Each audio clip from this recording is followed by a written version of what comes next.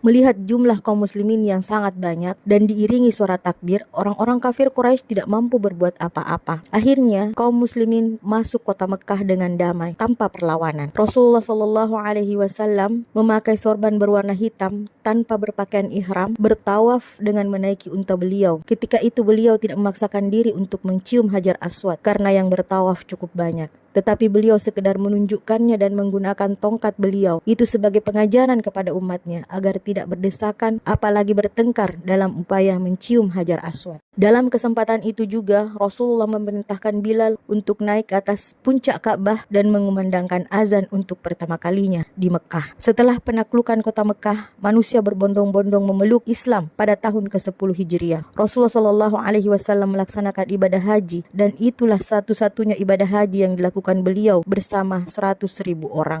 Yang ketiga, Haji Wada. Haji Wada adalah haji yang dilakukan oleh Rasulullah Sallallahu Alaihi Wasallam pada tahun ke-10 Hijriah. Ia dinamai demikian karena ketika itu Rasulullah berpamitan dengan umatnya. Pada hari Sabtu, tanggal 25 Zulqa'dah tahun 10 Hijriah, setelah sholat zuhur 4 rakaat di Masjid Nabawi dan menyampaikan beberapa tuntunan berkaitan dengan ibadah haji, Rasulullah beserta rombongan berangkat menuju Zulhulaifah yang merupakan miqat penduduk Madinah. Pada hari ke-8 bulan Zulhijjah, yaitu bertepatan dengan hari Tarwiyah, beliau berangkat menuju Mina dan sholat 5 waktu di sana. Pada paginya, beliau menetap sebentar sampai matahari terbit, kemudian melanjutkan perjalanan hingga sampai di Arafah dan menemukan tenda telah terpasang di Namira. Haji Rasulullah Sallallahu Alaihi Wasallam ini selain dikenal dengan nama Haji Wada, dinamai juga beberapa nama lainnya. Antara lain, yang pertama Hajjat al-Islam, karena ini adalah Haji Rasulullah Sallallahu Alaihi Wasallam yang pertama dan terakhir sesuai dengan tuntunan Islam. Yang kedua, Hajjat al-Balagh, haji penyampaian. Karena dalam khutbah Rasulullah Sallallahu Alaihi Wasallam ketika itu, salah satu yang beliau tanyakan kepada jamaah adalah, apakah aku telah menyampaikan, yakni ajaran agama Islam. Yang ketiga, Hajjat at-Tamam, haji kesempurnaan. Karena pada hari Arafah saat Rasulullah Sallallahu Alaihi Wasallam wukuf, turun penegasan Allah Subhanahu Wa Taala tentang kesempurnaan agama dan kecukupan nikmatnya melalui firman-Nya dalam surah Al-Maidah ayat 3. A'udzu billahi minasyaitonir rajim. Al-yauma akmaltu lakum dinakum wa atmamtu alaikum ni'mati wa raditu lakumul Islam madina. Pada hari ini telah aku sempurnakan agamamu untukmu dan aku telah cukupkan nikmatku bagimu dan aku ridha Islam sebagai agamamu.